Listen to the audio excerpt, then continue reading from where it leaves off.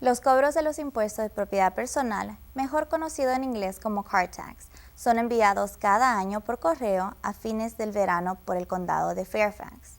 La fecha de vencimiento es el 5 de octubre, siempre y cuando no sea fin de semana. Sin embargo, los vehículos comprados o ingresados del condado después del 1 de julio serán facturados en enero.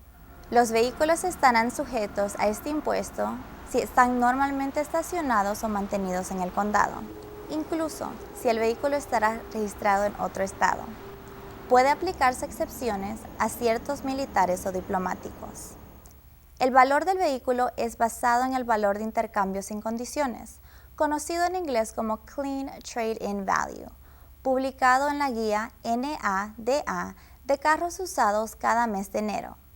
Se puede apelar el valor si el vehículo tiene daños en la carrocería, está oxidado en exceso o por exceso de millas. Para la mayoría de vehículos nuevos, el valor refleja un porcentaje de precio sugerido por el fabricante o MSRP por sus siglas en inglés. Actualmente, la tasa de impuestos a la propiedad personal es de 4.57% del valor. El estado de Virginia paga un subsidio por los vehículos de uso personal.